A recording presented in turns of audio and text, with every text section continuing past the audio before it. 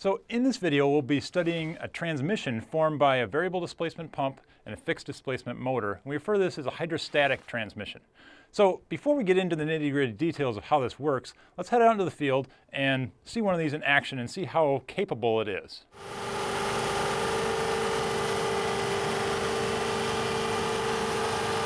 I'm driving a Toro Groundsmaster 4300 at the Toro test facility.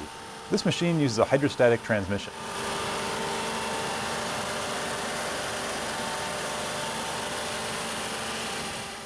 The operator directly controls the pump displacement with a foot pedal, which directly controls the flow rate of the pump.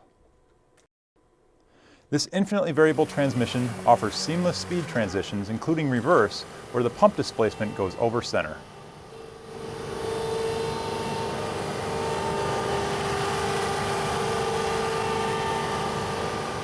So now that we've seen our hydrostatic transmission in the field, let's talk about how it actually works.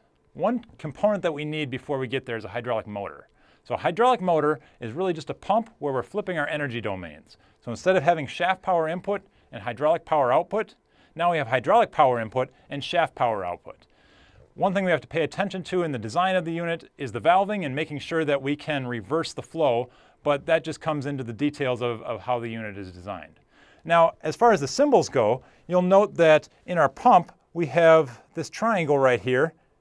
Filling it in means it's a hydraulic unit, and the fact that our arrow is pointing outwards, well, this means that it is sourcing flow, or the flow is leaving the pump.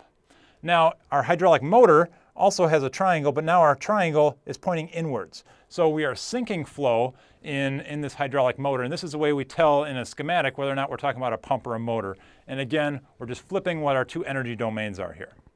So let's now start combining these two units into a hydrostatic circuit. So this is what we refer to as an open hydrostat. Open meaning that one side, or the low pressure side, is connected to a reservoir that's vented to atmosphere. So it's open to atmosphere. And in this case, we have a variable displacement pump, similar to what I have here, and a fixed displacement motor, meaning that the displacement cannot be changed. I also have in my circuit a relief valve, and this relief valve is really just managing pressure spikes and prevents us from creating too much pressure on the high pressure side. So let's first of all take a look at how we relate the torque at the input shaft to the torque at the output shaft, meaning the pump torque to the motor torque, and the speed variations as well. So first of all, for my pump, I'm going to look at it as an ideal component. I realize it has some inefficiencies, but let's first of all look at it as an ideal component. And I write the relationships between flow rate and angular velocity and between pressure and torque. And I rearrange them slightly from what you saw previously. I'm going to do the same thing for my hydraulic motor. And the one thing that you'll note that's different, besides being slightly rearranged, is that there is this x in the pump equations. What this x is, this is the fractional displacement. So when I go to a vertical condition here of my swash plate and I have no flow of my pump, well, this would be when our fractional displacement is 0. When I go to maximum stroke, this would be a fractional displacement of 1. So that's just what that x is denoting. So now I'm going to substitute the pump equations into the motor equations, and now I can create these relationships between the angular velocity of the motor relative to the angular velocity of the pump and the torque relationships between the two as well. What you'll notice in both of these is that I have this relationship of the displacement of the pump unit times its fractional displacement divided by the displacement of the motor unit, or the reciprocal of that in the second equation.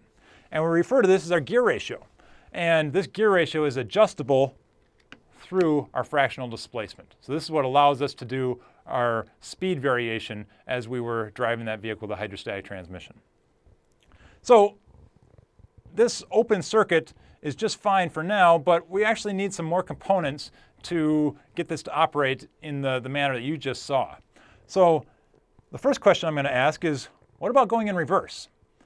We realize right now I can only pressurize the high rail of this system, and if I try to apply pressure to my tank, well, it's vented to atmosphere. I can't apply any pressure there, so I can't go in reverse. So what we need to do is what we call closing the circuit.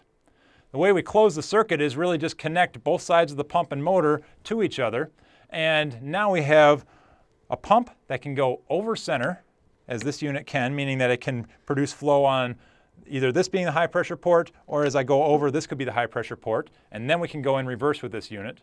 And I need a bidirectional motor. Note that my motor now has two arrows coming in and my pump now has two arrows going out. So both of these can source and sink flow on either port. So I can reverse which side's the high pressure, which side's the low pressure. So next question is, what about overpressuring it in reverse? Now you'll note that I still have this relief valve that takes care of high pressure when I'm going forward, but in reverse I could also have a pressure spike. So what we're going to do is we're going to make this circuit symmetric by adding another relief valve, and this prevents high pressure on the lower rail. And let's keep asking some questions here. What about leakage of these pumps and motors? How do we make up for the lost flow? Remember when we did our analysis of a piston pump, we saw that we can have some leakage between the piston and the cylinder, and this leakage goes into the case of the pump. And then this leakage ends up going back to tank. Well, if we have this closed circuit, we have nowhere to add flow back into the circuit for this fluid being lost, so we're eventually just going to have no fluid in our circuit. We need a way to make up that flow. And the way we do that is by adding what we call a charging circuit. And so what we have here in this charging circuit is we're adding another pump, and this will usually be piggyback mounted to this main pump, meaning it's just a small pump mounted on the same shaft. And the flow coming out of this pump will go to a relief valve. This relief valve is normally set maybe at 200 or 300 psi, fairly low pressure.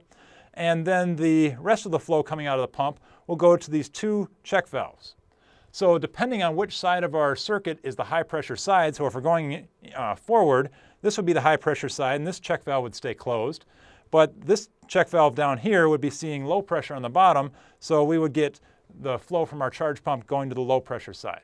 When we go in reverse, they would flip directions and we would be able to provide makeup flow to the opposite side of our circuit. So this is providing the makeup flow for whatever is leaked in our system and managing the amount of fluid that we have in our closed circuit.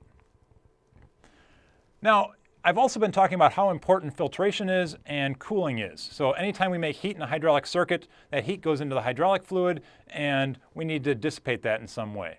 So how do we do that? Well, we've got a closed circuit. We don't really have anywhere for it to go. And so what we do is we add another valve here, and this valve is called a shuttle valve. And often it's referred to as a low side hot oil shuttle valve. So what happens? Well, imagining that I'm going in the forward direction, and when I'm going forward, this high pressure rail is seeing pressure, or it's at high pressure, and that high pressure then will be acting on this pilot right here and shifting the valve to the bottom position. As it shifts to the bottom position, I then get flow from the low pressure side crossing over here and going to this relief valve. So this relief valve is again setting what the low pressure pressure is, and then below this relief valve I would add my filtration and my cooling before the fluid returns back to tank. So this is the way that I can pull fluid out of this closed hydrostatic circuit, and the way I would make it up is putting it back in through the charge pump. So the charge pump would be sized a little bit larger if I had this cooling circuit to make up for what I'm losing here. And again, we're pulling the hot oil off of the low pressure side, and that's being done by pilot driving this shuttle valve back and forth. So these hydrostatic circuits are quite powerful and allow us to make a very efficient machine as far as its maneuverability. Let's talk about how it compares to a mechanical transmission. First of all, we have an infinite gear ratio in a hydrostatic transmission, whereas in a mechanical transmission, even a continuously variable transmission, we have certain gear ratios that we can adjust between. But we cannot go to a true zero displacement with a continuously variable transmission, while we can do that with our infinitely variable hydrostatic transmission. Second is that we have very high power density in hydraulics, low inertia, so that we can put these hydraulic motors right into the wheels of the vehicle if we want to, and drastically change how the vehicle is laid out as far as its powertrain. So we don't have to have drive shafts going to the wheels if we put a hydraulic motor right there. So it changes the plumbing of the vehicle. We can have dynamic braking through our relief valve. Our engine cannot stall because of the relief valve in our system. And as we're shifting gears, we don't have any interruption in power as we're going from forward to reverse and changing our gear ratios. We can do that continuously and seamlessly. Now, the biggest disadvantage of a hydrostatic transmission and hydraulics in general is the loss of energy as we're doing all these conversions. Our hydraulic pumps might be peaking at 91, 92% efficiency. Our hydraulic motor might be at the same kind of efficiency. Multiply those together, we're doing very well if we have an 80% efficient hydrostatic transmission. Much more often it's in the 60s and 70% efficiency. Now, a mechanical transmission could be in the low 90% efficiency, so it's hard to compete as far as the power transmission. And also, hydraulic systems tend to leak, and so we just have to manage that and make sure that we seal the system as well as we possibly can.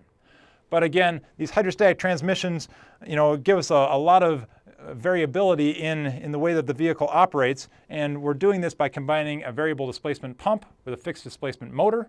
We just as easily could have a fixed pump and a variable motor, or a variable pump and a variable motor. So there's lots of combinations. We've only really talked about one that we went through and analyzed here.